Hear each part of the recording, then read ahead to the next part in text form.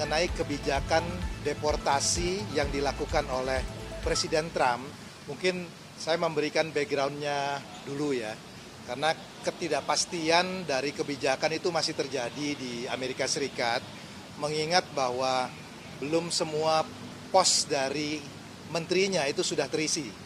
Jadi ini akan memakan waktu sehingga dinamika itu pasti akan terjadi.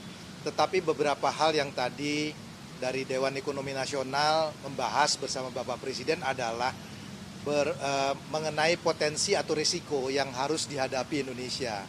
Yang pertama adalah salah satunya mengenai kebijakan deportasi yang dilakukan oleh Presiden Trump terhadap kelompok yang disebut sebagai undocumented atau pekerja yang tidak punya paperwork. Karena banyak pekerjaan di Amerika Serikat itu untuk terutama yang unskilled itu dipegang oleh pekerja-pekerja dengan upah yang rendah, yang banyak dari mereka itu adalah undocumented workers. Jadi kalau ini kemudian dipulangkan, maka posisi ini harus digantikan oleh orang yang dengan tingkat upah yang lebih tinggi. Sehingga risikonya itu adalah inflasi di Amerika akan naik.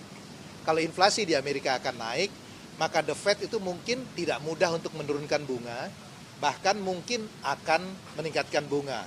Sehingga risiko pertama yang harus dihadapi Indonesia adalah mungkin interest rate-nya di Amerika masih akan relatif tinggi. Yang kemudian yang kedua adalah strong dollar. Ini tentu akan berpengaruh. Di dalam kondisi seperti ini tadi kami membahas bersama Bapak Presiden dan kami rekomendasikan ruang untuk kebijakan moneter dengan fiskal itu relatif terbatas. Nah, yang penting dilakukan dan Bapak Presiden tadi juga mendukung adalah dilakukan yang namanya structural reform, menyangkut mengenai penyederhanaan izin, perbaikan iklim investasi, implementasi dari GovTech yang semakin cepat. Karena kalau misalnya digitalisasi dilakukan, itu proses dari bureaucratic hurdles-nya itu akan bisa diatasi. Ya, jadi langkah-langkah seperti ini yang tadi kami bahas dan Bapak Presiden mendukung sepenuhnya untuk perbaikan iklim investasi. Mungkin Pak Firman ada yang ingin ditambahkan selain itu, silakan.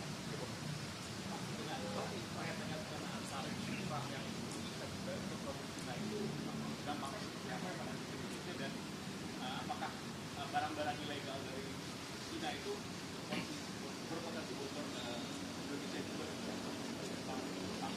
Sejauh ini penerapan tarif terhadap Indonesia belum dilakukan, ya. Mereka masih terbatas pada Cina 10%, itu pun belum seketika, kepada Kanada dan Meksiko. Tetapi kita harus melihatnya agak lebih general karena begini.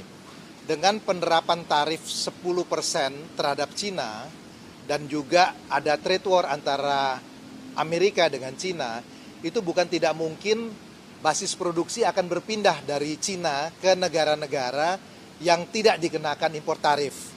Salah satunya Indonesia. Nah, tentu Indonesia harus bisa memanfaatkan kesempatan dari relokasi ini. Itulah yang tadi kami sampaikan kepada Bapak Presiden, pentingnya untuk perbaikan iklim investasi, konsistensi dari kebijakan, kepastian usaha. Karena kalau ini yang terjadi, maka posisi Indonesia sebetulnya bisa diuntungkan. Ya, karena ada relokasi dari basis produksi dari Cina kepada Vietnam, dan mungkin kalau Vietnam nanti terlalu penuh akan lari kepada Indonesia. Jadi ada semacam simulasi yang dilakukan dari perhitungannya itu menguntungkan Indonesia, tetapi syaratnya adalah bahwa kita harus melakukan reform. Tanpa itu kita belum bisa mendapatkan manfaatnya. Mungkin itu ya. Peluang besar untuk kan tadi kaitannya sama investasi berarti PLN. Betul. Potensi masuk sektornya mana juga yang potensi apakah dari manufaktur saja? Saya kira semua sektor yang oleh Amerika dikenakan tarif, dia akan cari. Karena Anda bayangkan aja, kalau 10% itu kan margin Anda 10% berbeda kan. Kalau dinaikkan lebih tinggi lagi, dia akan cari basis yang paling murah. Jadi itu bisa terjadi pada manufacturing, dia bisa terjadi juga pada berbagai industri. Makanya kami melihat bahwa kesempatan ini adalah kesempatan yang sangat baik digunakan.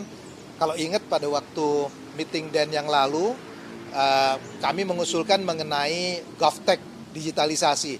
Dan salah satu perbaikan dari investment climate itu bisa diatasi, bisa dilakukan kalau digitalisasi di antara lembaga pemerintah itu bisa berjalan sehingga prosesnya menjadi jauh lebih cepat.